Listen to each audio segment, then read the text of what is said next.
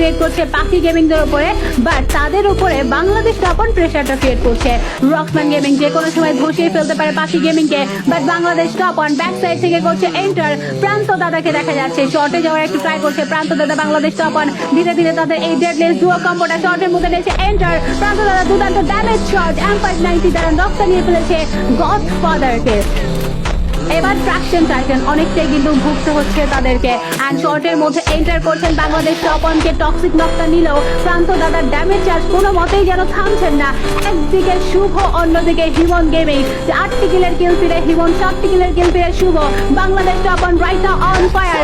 রকসম্যান gaming last one player, 1 versus 4 situation. Last শটটা হিমন gaming এর, and the booyah goes to Bangladesh top on AKA Raj ভাই YG। Most valuable player Shuvo 69x, congratulations। শেষ ভালো যার সব ভালো।